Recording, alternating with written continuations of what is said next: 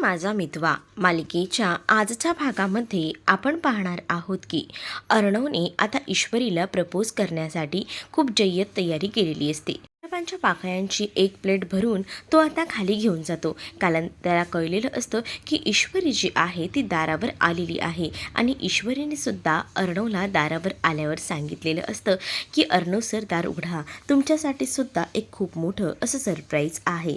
असं म्हटल्यानंतर अर्णव हा खूप जास्त खुश असतो. अर्णवला आज काही झालं तरी आपल्या मनातल्या सगळ्या काही गोष्टी आता ईश्वरीला सांगायच्या असतात.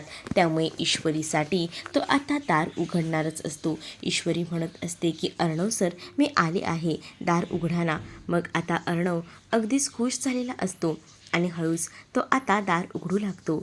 आणि जेव्हा अर्णव दार उघडतो ना, तेव्हा आता दारामध्ये ईश्वरीने सगळ्यात आधी पुढे बाबांना ठेवलेलं असतं, जेणेकरून बाबांना बघितल्यानंतर अर्णवला काय वाटेल काय नाही हेच ईश्वरीला बघायचं होतं. आणि त्यासाठी ईश्वरीने हे सगळं काही प्लॅनिंग केलेलं होतं. त्यामुळे इकडे अर्णवला या सगळ्याची काहीच कल्पना नसते. अर्णवला असंच वाटतं की दार उघडल्याबरोबर आपल्याला ईश्वरी दिसेल आणि आपण तिच्या अंगावर या गुलाबांच्या पाकळ्या टाकायच्या. तर दार उघडल्यावर त्याला समोर ना तो काहीच बघत नाही, फक्त गुलाबांच्या पाकळ्यांची उधळण करतो. आणि समोर असतात ते म्हणजे अर्णवचे बाबा रमाकांत शिर्के.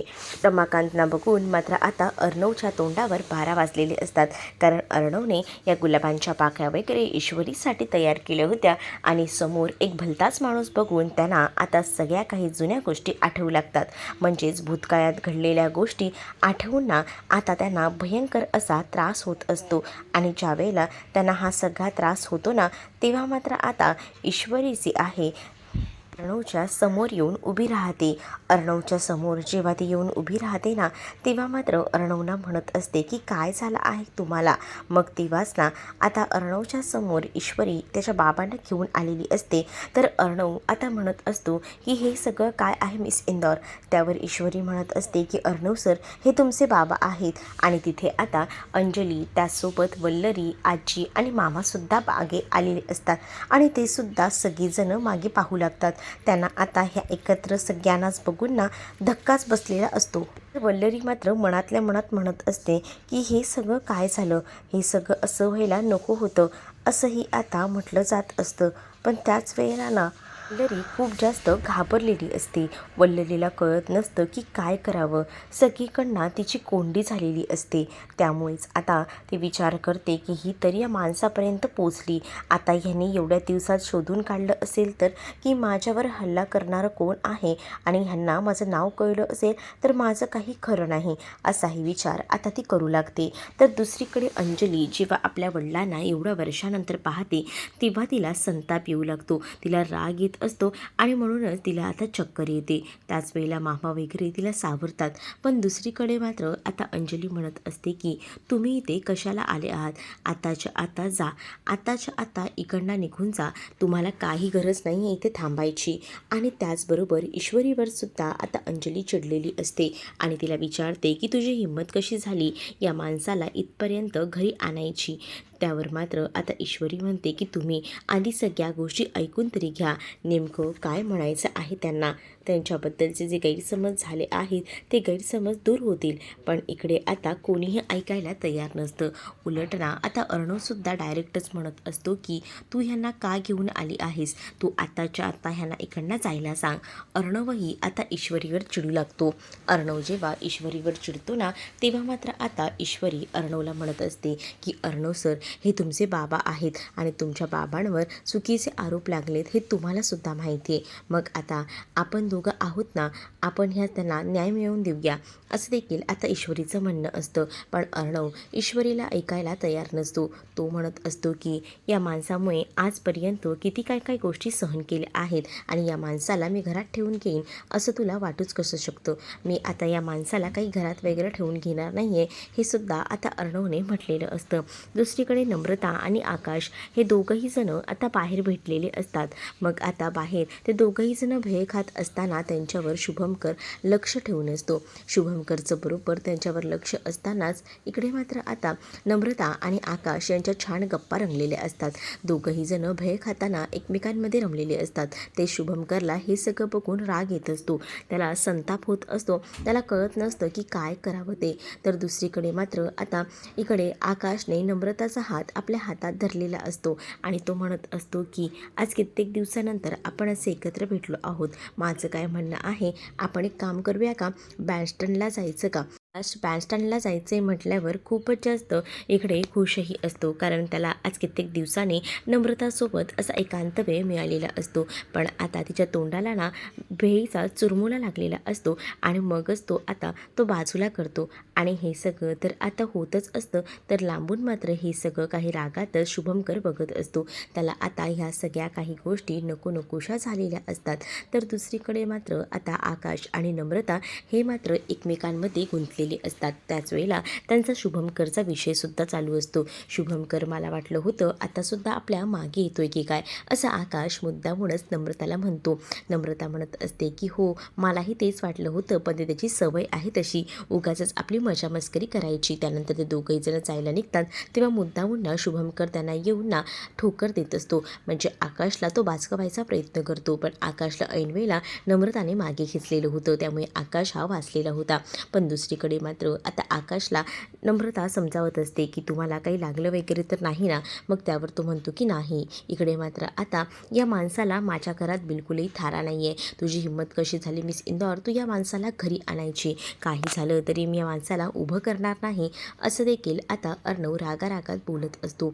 अर्णव जेव्हा या सगळ्या काही गोष्टी बोलतो ना, तेव्हा मात्र आता ईश्वरी जी आहे ती म्हणत असते की अर्णव सर, मला कळतंय तुम्हाला त्रास होतोय, पण प्लीज जरा समजून घ्या मला काय म्हणायचं आहे ते. मला जेव्हा हॉटेलमधला प्रसंग उभा करून दाखवला होता तेव्हा तुम्हीच मला म्हटला होतात ना की माझ्या आईला यामध्ये अडकवलं गेलं होतं, आणि तेव्हा तुम्हालासुद्धा कळलं होतं ना की तुमच्या वडिलांनासुद्धा यामध्ये कोणीतरी मुद्दामून अडकवतंय. मग आता तुम्ही असं का करताय? वल्लरी आता मध्ये पडत म्हणत असते की ईश्वरी, तुला काही माहिती नाही ना तर उगाच काही बोलू नको. सात्विकाताईंच्या बाबतीत ना जे काही झालं ते खूप जास्त भयंकर असं होतं, पण त्यावेळेला तू नव्हतीस आमच्याबरोबर, तुला भूतकाळातल्या गोष्टी माहीत नाही आणि त्यामुळे तू या माणसाला घरात आणलेलं आहे. ईश्वरी म्हणत असते की मला या सगळ्या काही गोष्टी माहिती आहेत, माझ्या आईबद्दल आणि त्याचसोबत यांच्याबद्दल जो काही गैरसमज तुमच्या मनात आहे तोच दूर करायला मी त्यांना आणलेला आहे. एकदा ते काय म्हणतायत ते तरी ऐकून घ्या, असंही आता म्हटलं जात असतं. आणि जेव्हा या सगळ्या काही गोष्टी बोलल्या जातात ना, तेव्हा मात्र आता अर्णव जो आहे तो मात्र ईश्वरीला रागातच बघत असतो. त्याच वेळेला अर्णवचे बाबा रमाकांत राजशिर्के हे सुद्धा आता म्हणत असतात की मला कळतंय की तुम्हाला माझ्याबद्दल खूप जास्त राग आहे, पण जेव्हा मला ईश्वरी भेटली तेव्हा मी आधी नाहीच म्हणत होतो, पण ईश्वरी मला म्हणाली की मी तुमची सून आहे, तुमच्या मुलाची बायको, आणि ह्या सगळ्या गोष्टी जेव्हा माझ्या समोर आल्या ना तेव्हा मात्र मी खूपच जास्त खुश झालो आणि मी विचार केला की माझा चेंटू एवढा मोठा झाला.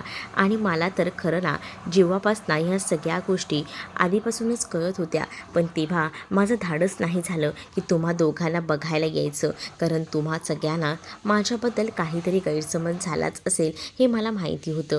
कारण या काही दिवसांमध्ये ना मी खूप काही गोष्टी सहन केलेल्या आहेत आणि त्या गोष्टी इतक्या भयंकर आहेत ना की काय सांगू. मला या सगळ्या गोष्टी ज्या आहेत त्या समजत आहेत की तुम्हाला या सगळ्या गोष्टी कळल्यानंतर तेव्हाही त्रास झाला असेल. अर्णव म्हणतो की तुम्हाला आता कळत आहेत का या सगळ्या गोष्टी? जेव्हा माहिती पडायला हवं होतं तेव्हा काहीच कळलं नाही का मी किती त्रास सहन करते, काय करतोय तो? मग दुसरीकडे आता अर्णवचे बाबा अर्णवच्या डोक्यावर ना हातही फिरवत असतात, पण आता अर्णव काही त्यांना आपल्या डोक्यावर ना हात वगैरे काही फिरवू देत नाही. त्याला म्हणत असतो की तुम्ही हे फालतूचे लाड माझे करूच नका, कारण जेव्हा तुमची गरज होती ना तेव्हा आमचे लाड करायला कोणीच नव्हतं, आणि आता तर तुम्ही बिलकुलही जवळ येऊ नका, असंही आता म्हटलेलं असतं. जेव्हा ह्या सगळ्या काही गोष्टी ज्या आहेत त्या कळत असतात तेव्हा मात्र आता सांगितलेलं असतं अर्णवने की तुम्ही उगाच ना मला काहीच सांगू नका आणि मी ज्या काही गोष्टी आहे ना त्या सगळ्या काही बघितल्या आहेत. आतापर्यंत आम्हाला किती त्रास झाला आहे ना हे तुम्हाला माहीत नाही. आम्ही बराच त्रास सहन करून इथपर्यंत येऊन पोचलेलो आहोत. त्याच वेळेला हो मला कळलं आहे, मला खूप जास्त अभिमान वाटतो आहे अर्णव तुझा, कारण मलाही आधी तेच वाटत होतं की माझ्यानंतर काय झालं असेल तुम्हा सगळ्यांचं. पण आता मला बऱ्याच गोष्टी कळत आहेत की तुम्हाला स्वतःचं हे विश्व उभं करायला खूप कष्ट घ्यावे लागले असतील आणि मला उलट तुझ्यावर खूप जास्त गर्व आहे की तू ह्या सगळ्या काही गोष्टी ज्या आहेत ना त्या एकदम व्यवस्थितपणे मॅनेज केल्यास, म्हणूनच मला तुझं कौतुक वाटतं असंही आता म्हटलं जातं. आणि जेव्हा या सगळ्या काही गोष्टी बोलल्या जातात ना तेव्हा मात्र आता ते म्हणत असतात की चल आता मी येतो, कारण मला हे काही जास्त वेळ इथे थांबता येणार नाही. आणि असं बोलूनच ना आता मात्र तिकडनं ते बाबा निघत असतात. तेच मात्र ईश्वरी म्हणत असते की बाबा मी तुम्हाला जाऊ देणार नाही आहे. ज्या काही गोष्टी आहेत त्या सगळ्या व्यवस्थित होऊ दे, सगळ्या काही गोष्टी सॉल्व्ह होऊ दे, मगच तुम्ही ह्या सगळ्या काही गोष्टींमधून मार्ग काढा. मग तुम्ही कुठेही केला तरी चालेल, पण जर तुम्हाला या सगळ्यामध्ये त्रास होत असेल ना तर या गोष्टी मी ऐकणार नाही. मग दुसरीकडे आता अंजलीला सुद्धा ईश्वरी समजवायचा प्रयत्न करत असते आणि म्हणत असते की अंजलीताई तुम्ही तरी समजून घ्या ना, तुम्ही असं का म्हणताय. अंजली म्हणत असते की या माणसामुळे ना लहानाचे मोठे आम्ही कसे झालो आहे ना ते आम्हाला माहिती आहे. आमच्याबरोबर आमची आईसुद्धा नव्हती आणि आई तर नव्हती, आईने आत्महत्या केली. मग तेव्हा असं वाटत असतं की निदान वडील तरी असायला हवेत, पण तेव्हा या माणसानं पळ काढला तेव्हा आम्ही एकटे पडलो होतो. तेव्हा आमचे दिवस कसे होते ना ते आम्हाला माहिती आहे. बरेच कष्ट केलेत आम्ही असंही आता म्हटलं जातं. दुसरीकडे अर्णवचंही हेच म्हणणं असतं की जेव्हा या सगळ्या काही गोष्टी घडल्या तेव्हा तुम्ही आम्हाला पोरकं केलं, तेव्हा तुम्हाला आमची आठवण आली नाही, तर आज तुम्हाला आमची आठवण आली आहे. ईश्वरी म्हणत असते की अर्णव सर ऐकून तरी घ्या, त्यांना नेमकं काय म्हणायचं आहे ते. त्यांना ह्या सगळ्यामध्ये फसवलं गेलं होतं. कारण मला सांगा की याआधी तुमच्या वडिलांबद्दल तुम्हाला असं काही ऐकू आलं होतं का, तुमच्या वडिलांचं असं काही आहे म्हणून. कारण तुमचे वडील खरंच खूप चांगले आहेत, त्यांना या सगळ्यामध्ये कोणीतरी फसवलं होतं. या सगळ्या गोष्टी जाणून घ्या आधी आणि मगच तुम्ही या सगळ्याबद्दल बोला. मग दुसरीकडे मात्र आता अर्णवचे बाबा रडत असतात. त्यांच्या डोळ्यात ना अक्षरशः पाणी येत असतं. त्यांना आता काहीच बोलावं काय करावं हे सुचत नसतं. आणि त्याच वेळेला ना इकडे मात्र आता ईश्वरी म्हणत असते की काय चाललंय अर्णव सर प्लीज वाईट वाटून घेऊ नका, पण एकदा सगळ्या काही गोष्टी नीट बघा म्हणजे तुम्हाला सगळं समजेल. त्यावर अर्णव म्हणतो की मला काही समजून घ्यायचं नाही आहे, कारण मला माहिती आहेत ना की माझे दिवस कसे होते. तुला नाही कळणार, तुला थोडी माहिती होतं. जेव्हा आम्ही शाळेत जायचो ना तेव्हा शाळेत असताना आम्हाला प्रत्येकजण आमचे फ्रेंड्स जे होते ना त्यांच्याबरोबर त्यांचे पालक यायचे, आई बाबा, पण आमच्याबरोबर ना कोणीच नसायचं. तेव्हा आम्ही ना पूर्णपणे एकटे पडायचो. आमच्यासोबत कोणीही नसताना ना तेव्हा आधारही नव्हता. मग तेव्हाही वाटायचं की आपले बाबा असते तर, आपली आई असती तर आज हे दिवस आले नसते. पण तेव्हा आमचे शाळेचे दिवससुद्धा ना आम्ही लोकांच्या आईबाबांना बघून कसे काढलेत ना, केवढा त्रास झाला आहे ना हे कोणीच सांगू शकत नाही असंही आता म्हटलं जात असतं. इकडे ईश्वरी अर्णवला समजवायचा प्रयत्न करत असते, पण अर्णव समजण्याच्या पलीकडे असतो. तर अर्णवचे बाबा आता म्हणत असतात की जाऊ दे ईश्वरी, मी आता इथून निघतो. माझ्यामुळे इतर कोणाला त्रास होत असेल ना तर ते मला चालणार नाही. अर्णव म्हणत असतो की नुसतं साधूचं वेषांतर केलं म्हणून माणूस चांगला आहे हे ठरत नाही, कारण या माणसामुळे ना खूप त्रास सहन केला आहे. लहानपणापासून ना ज्या वेदना सहन केल्या आहेत ना त्या कोणीही केल्या नसतील, कारण आईने आत्महत्या केली. त्याच्यानंतर हा माणूस एकदा तरी मला विचारायला आला होता का की तुम्ही मुलं कशी जगताय, काय करताय. काही ह्यांना पडलेलं नव्हतं. हे फक्त स्वतःच्या दुनियेत होते. जे काही करायचं होतं यांना हे ते करून मोकळे झाले. आणि त्यानंतर मी आणि ताई कसे वाढलो आहेत ना ते मला माहिती आहे, कारण आम्हाला ह्याच्या भावाने सुद्धा त्यावेळेला घराबाहेर काढलं होतं. आईने आत्महत्या केली. त्या घरात आमचा काका होता. त्या काकाने सुद्धा त्यावेळेला आम्हाला समजून घेतलं नाही. आमचे जेवणाचे सुद्धा हाल केले. आम्हाला खायला प्यायला तर अन्नही नसायचं. आम्ही उपाशी असेच झोपायचो रात्रीचे. आणि तेव्हा मी आणि ताईने काकाचं ते घरही सोडलं, कारण काकाने आम्हाला घराबाहेर काढलं, ते सुद्धा अर्ध्या रात्री. आणि तेव्हा आम्ही आजीकडे आलो. मग आजीने आम्हाला लहानाचं मोठं केलं, तेव्हा खूप कष्ट केले, तेव्हा जाऊन हे एवढं मोठं विश्व उभं केलं आहे मी, कारण यासाठी सुद्धा मला खूप जास्त मेहनत करावी लागली आहे, असंही आता अर्णव जो आहे तो बोलत असतो. त्यावर ईश्वरी अर्णवला म्हणत असते की अर्णव सर, मला माहिती आहे की तुम्हाला या सगळ्या काही गोष्टी ज्या आहेत त्या कळत आहेत. दुसरीकडे मात्र अर्णवच्या बाबांचे सुद्धा डोळे ना पाणावलेले असतात. अर्णवचे बाबासुद्धा आता म्हणत असतात की हो चिंटू, मला तुझा अभिमान आहे की तू एवढं मोठं विश्व उभं केलंस. अरे मीही तिथून जाण्यामागे काही माझा वेगळा हेतू होता. म्हणजे तू काही गोष्टी लक्षात घे. काय आहे ना की मी जेव्हा तिथून जायचा निर्णय घेतला तेव्हा मीही खूप जास्त डिप्रेशनमध्ये गेलो होतो, कारण मला ना त्यावेळेला काही सुधरत नव्हतं की कसा मार्ग काढू, कारण मी सुद्धा माझा बिझनेस खूप मोठा वर नेला होता. माझ्यामध्ये खूप जास्त प्रगती होती, पण तेव्हा ना तुझ्या आईचा आणि माझा संसारही सुखाचा होता. मग तेव्हाच ना आता मामांनासुद्धा विचारलं जातं, आजीलासुद्धा विचारलं जातं की ही गोष्ट खरी आहे का, की ह्यांचा खरंच सुखाचा संसार होता का. तेव्हा मामाही म्हणतो की हो, अगदी दृष्ट लागेल असा ताई आणि ह्यांचा संसार होता. खरंच खूप चांगला संसार होता ह्यांचा, पण ह्यांच्या संसाराला कोणाची तरी नजर लागली. मग आता ईश्वरी म्हणत असते की अर्णव सर, बघितलंत का, तुमच्या आईबाबांचा एवढा चांगला संसार असताना तुमचे बाबा असं सगळं का करतील. मुळात तुमच्या बाबांचं तुमच्या आईवर खूप जास्त मनापासून प्रेम होतं, आणि मनापासून प्रेम असल्यामुळेच ना या सगळ्या काही गोष्टी ज्या आहेत त्या समजून आल्या आहेत, आणि तरीसुद्धा तुम्ही असं का म्हणताय. मग आता इकडे मात्र अर्णवचे बाबा म्हणतात ईश्वरीला की ईश्वरी, राहू दे, उगाच माझ्यामुळे तुमच्यात वाद नको, तू शांत हो, तू काहीच बोलू नकोस. मला असं वाटतंय ना की माझ्यामुळे तुमच्या दोघांमध्येही कोणतीही भांडणं व्हायला नको. तर ईश्वरीला सुद्धा अर्णव आता रागातच म्हणत असतो की यांना पहिल्यांदा इथून बाहेर निघायला सांग, मला ह्यांचं तोंडही बघायचं नाही आहे, कारण ह्यांच्यामुळे ना आतापर्यंत खूप जास्त गोष्टी सहन कराव्या लागल्यात, पण आता नाही, आता या माणसाला माझ्या नजरेसमोर उभं करू नकोस, आताच्या आता जायला सांग. असंही अर्णव खूप रागारागात बोलत असतो. अर्णवचा राग बघून ना आता मात्र इथे अर्णवचे बाबा चकितच झालेले असतात. वरती म्हणत असतात की ईश्वरी, मी तुला म्हटलं होतं, पण मला जेव्हा तू या सगळ्या गोष्टी सांगितल्यास तेव्हा मला अपेक्षा झाली होती की माझ्या मुलांना जाऊन भेटायचं, कारण माझे अंजू आणि चिंटू तेव्हा खूप जास्त लहान होते, त्यांना भेटण्याची इच्छा झाली होती, आणि म्हणूनच मी आलो होतो. पण आता नको, आता मला जावं लागेल. जर मी ह्या घरात राहिलो तर तुमच्यामध्ये वाद होतील, आणि मला ते नको आहेत, असंही आता म्हटलं जातं.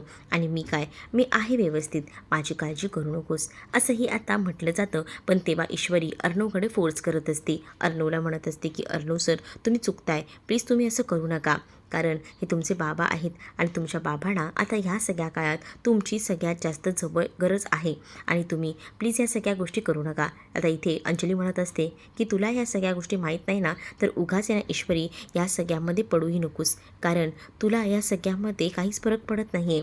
उलट आहे ना, तू तुझ्या आईला आणि तुला निर्दोष सिद्ध करू पाहते, म्हणून या माणसाला तू घरात घेऊन आली आहेस. पण तू किती पापी आहेस ना यावरूनच कळते. या माणसाला तर आम्ही कधीही माफ करणार नाही. काही झालं तरीसुद्धा या माणसामुळे आज आमची आई आमच्यात नाही आहे, असंही आता अंजली म्हणत असते. त्यावर ईश्वरी अंजलीला समजावू लागते, आणि अंजलीला म्हणत असते की ताई, प्लीज असा चुकीचा अर्थ काढू नका.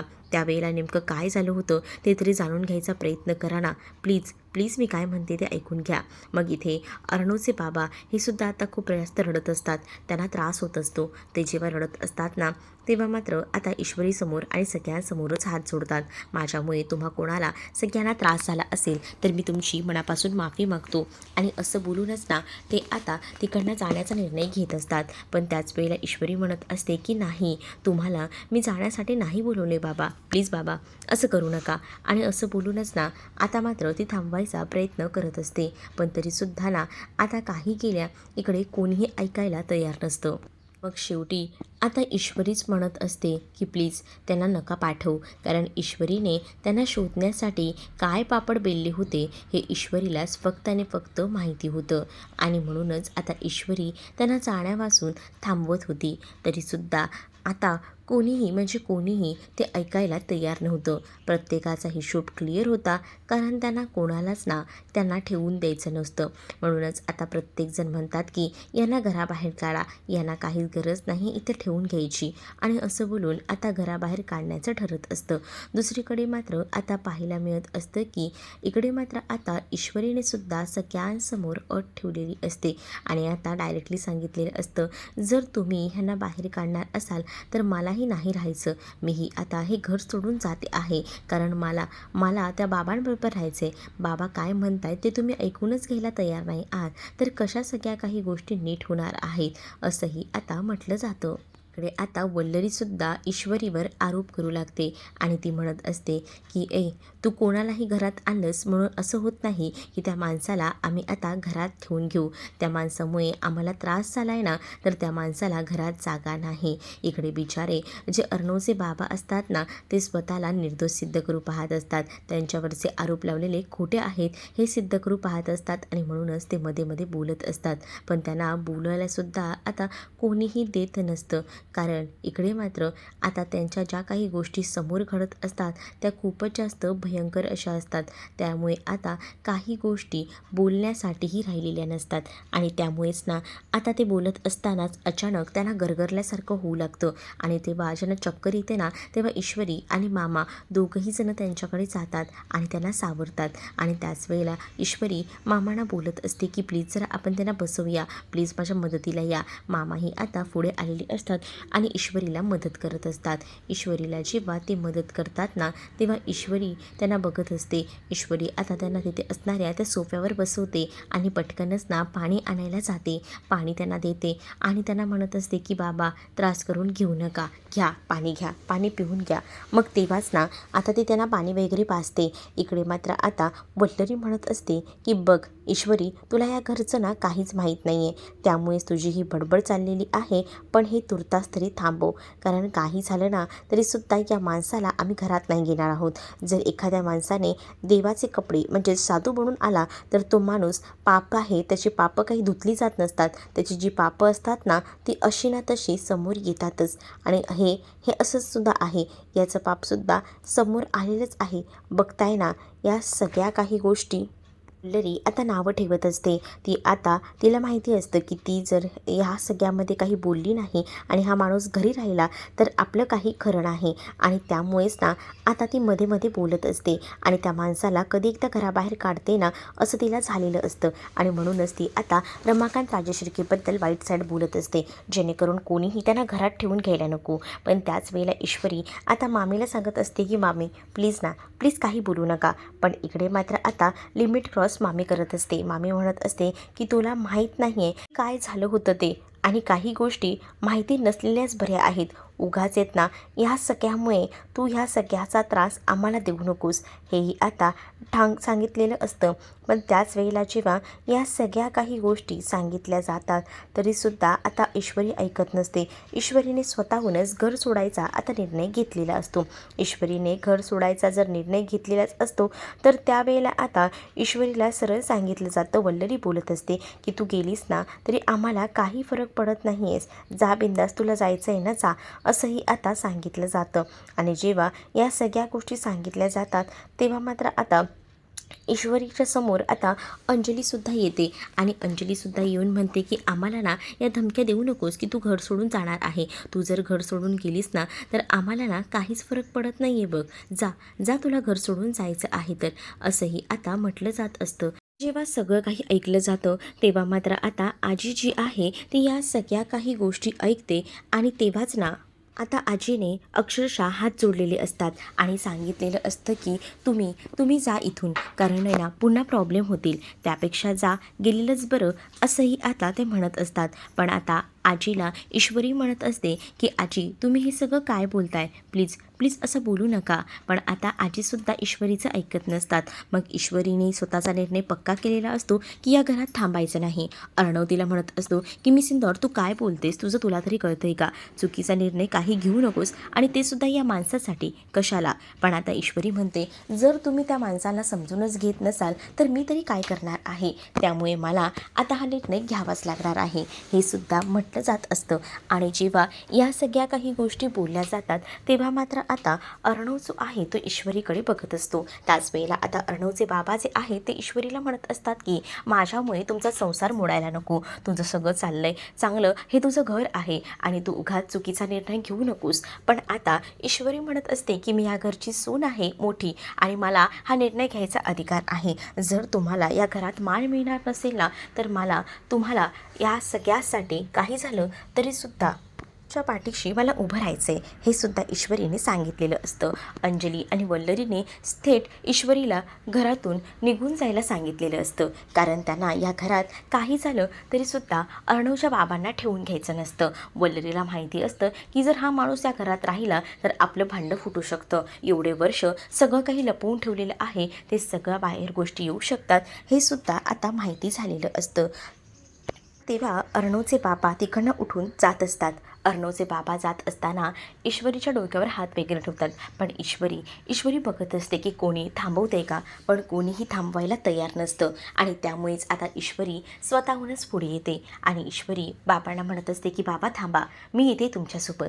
तरीसुद्धा ते बाबा तिच्याकडे बघत असतात. तेच अर्णवसुद्धा तिच्याकडे बघत असतो आणि अर्णव ईश्वरीला म्हणत असतो की मी सिंदूर तू काय करतेस. पण तरीसुद्धा ना ईश्वरीला आता काही देखील ऐकायचं नसतं. ईश्वरीने ठरवलेलं असतं की जोपर्यंत तुम्ही ह्यांना सन्मानाने घरात घेत नाही, त्यांना घरात राहा असं सांगत नाही, तोपर्यंत मी सुद्धा या घरात येणार नाही ना, मी या घरात थांबणार आहे, सरळ ईश्वरी सांगत असते. तर दुसरीकडे मात्र आता अर्णव तिच्या मागोमाग आलेला असतो आणि तो तिला थांबवायचा प्रयत्न करत असतो. पण दुसरीकडे आता जो नम्रता आणि आकाश बाहेर पडलेले असतात, त्यावेळेला आकाश एकटा जात असताना त्याच्यावर हल्ला होणार असतो. तो शुभंकर त्याच्यावर हल्ला करत असतो. पण त्यावेळेला ना आता आकाशने ऐन वेळेला बरोबर संधी साधून त्याला पकडलेलं असतं आणि त्याच वेळेला आता नेमका आकाशसमोर शुभंकरचा खरा चेहरा येतो का, हे येणाऱ्या भागांमध्येच आपल्याला पाहायला मिळणार आहे.